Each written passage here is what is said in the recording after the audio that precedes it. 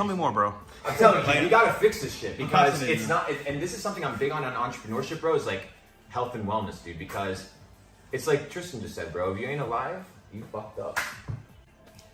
What can I actually eat? Because, bro, my diet is terrible, bro. Like, I eat it every single day. The thing is, though, you ask these questions, I feel like you already know the basic answers. You eat McDonald's every day. Not to do that. You're trying to get into the specifics without covering the basics. You know what I mean? It's like when people care about fitness, what's the exact correct technique to lift this, lift that? People who don't train at all, just go running and do some push-ups. Everyone knows like the answers. Step one, stop eating McDonald's every day. Once you do that, worry more about the exact specifics of what you're eating and what you're not. What I would say, That's a good point. What I would say something's really good is always being conscientious of what you eat. At all times in my life, I have some sort of dietary restriction, right? So I limit some sort of thing. Right now, I limit high fructose corn syrup, like processed sugars. I don't do any of that garbage. I don't do caffeine. So I limit my diet. Why? So every time I eat, I'm conscious. Bro, think about the most basic common things that everybody has. Eating, sleeping, exercising, the most basic elements. When was the last time, bro, that you were like, I feel hungry, I'm not gonna eat. I'm gonna diet, I'm gonna fast. On a plane, I couldn't move. Let me tell you this one, bro. What if what you're experiencing isn't actual hunger? What if what you're experiencing is addiction? Holy shit. You're right. Because you're training your brain, bro. Like your body. But my lifestyle, I'm always like out and about. I'm never really home to like, cook. So You like, don't have to be home and cooking, bro. It's about being aware, bro.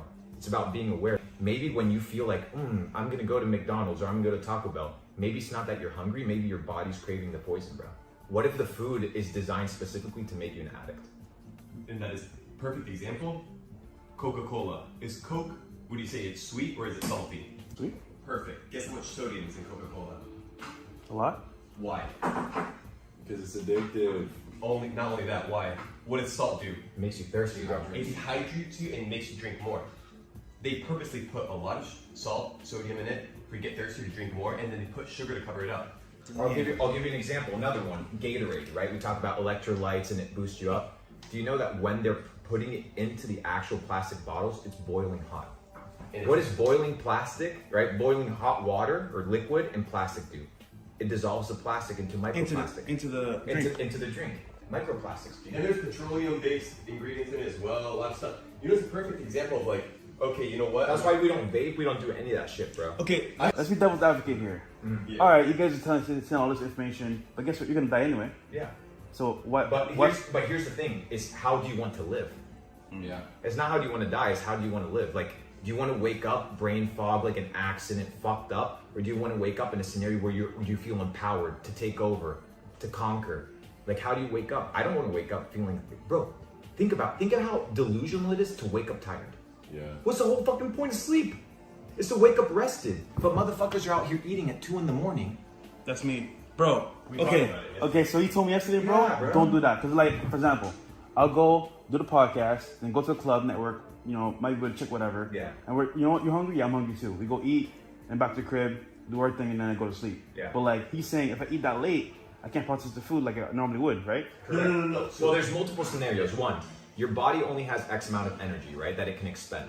So the question is it going to expend the energy on repairing your body or expend the energy on digesting the food? You can't do both. So at nighttime, you gotta let your body actually rest. That's why after 6, 7, 8 p.m., you should not be touching food, bro.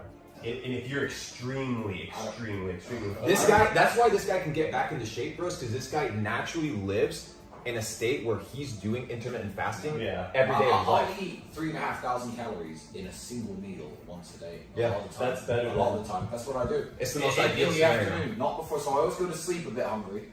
You know, I don't have breakfast in the morning. It's I don't even realize I do it. It's your lifestyle. Yeah. So I should avoid breakfast. Avoid breakfast. Yeah, fuck. So let me tell you about the breakfast diet. Have you heard of a guy called Edward Bernays? No. Holy So shit. Edward Bernays is known as the father of propaganda. I think it was when breakfast wasn't really popular, the meat industry came to Edward Bernays, who's known as the father of propaganda, pushing propaganda campaigns, and said, we need to push more sales of bacon, more sales of meat. Can we figure out how to introduce meats into the breakfast diet? So they built an entire marketing campaign behind breakfast being the most important meal of the day.